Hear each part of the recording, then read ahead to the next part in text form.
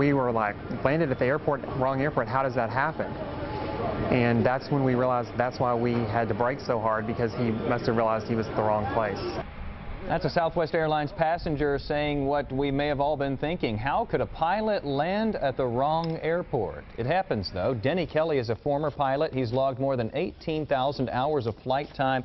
Here to talk to us about this afternoon. This really shocked a lot of people, but you know, you say that this does happen from time to time. Yes. And we were talking about this before the break there, and you were saying that we could have been talking about a whole different situation today based upon that runway. Tell me a little bit about that. Well, the guy was lucky to get it stopped. And if there had been one or two other factors that were against him, he probably would have gone off the runway and could have very easily gone down a 60-foot drop-off.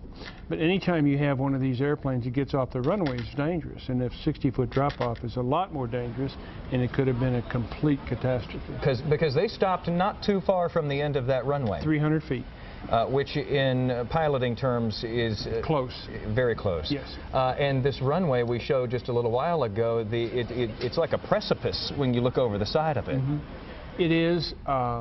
That airport, obviously, and the runway is not made for this kind of airplane.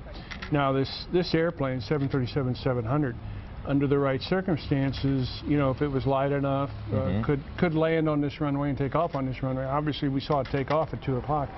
But with full of passengers and not being prepared for the short runway, they were very lucky. Passengers say that they could tell that the braking was a little more abrupt than what they were used to. Do you think that the pilot realized what was wrong as he was coming down there? Yes, I think he realized once he touched down and saw the end of the runway coming up that something was wrong. And I imagine that he applied all the brakes he could and got all the reverse on the engines that he could to get it stopped. Dennis, is this a failure all the way down the line? You know, we focused in on the pilot and co-pilot here, but there's a tower that they should have been in contact with.